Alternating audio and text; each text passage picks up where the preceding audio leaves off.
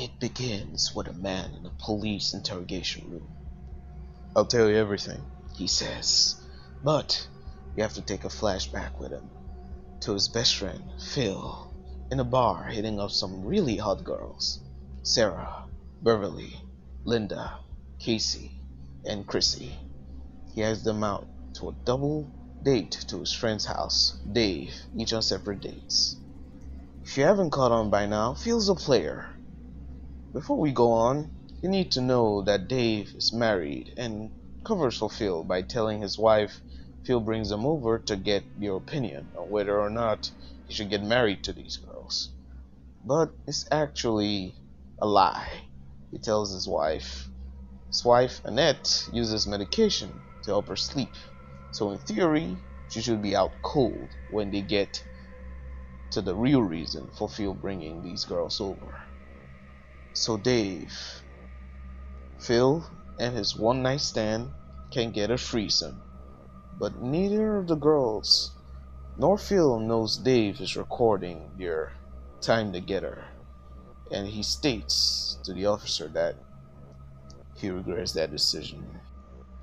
On a different night, Phil brings over a new girl, Rachel. She was a little gothy for my taste, Dave states, but it didn't bother him, hoping the variety would spice things up a little. And things were definitely spiced up when she brought out an Ouija board from her bag. Annette refuses to play and heads to bed early. As usual, they head to the basement and begin playing with the board. When Rachel asks if there was anyone else in the room, the planchette moves to yes. And then it starts spelling out the names of the girls Phil brought before Rachel. Rachel freaks out and leaves. Just to be sure, Dave decides to call the girls, but Phil says he doesn't have their numbers because one night stand.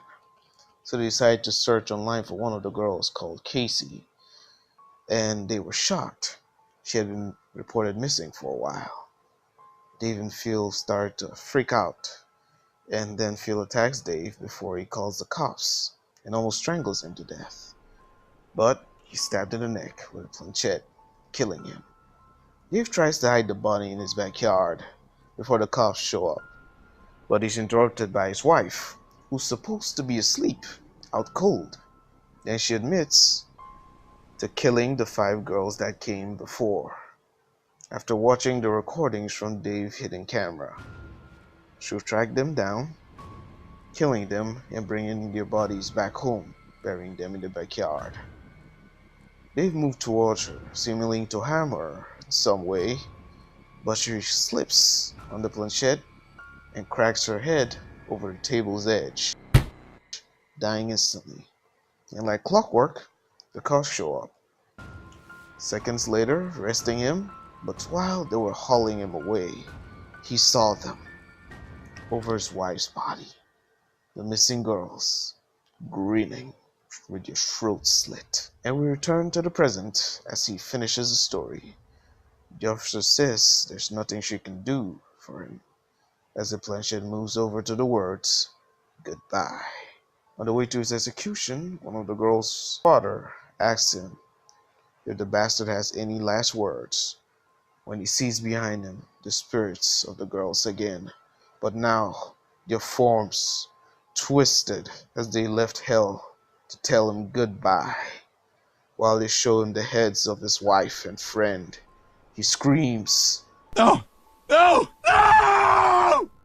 And that, ladies and gentlemen, is the end of this horror tale. Feel free to tell me how bad my voice acting was, or if you liked it, just go ahead and hit the like button. Leave any comment below if you have any suggestions, and make sure to share this and subscribe because it helps a lot. I'll catch you all later. Peace.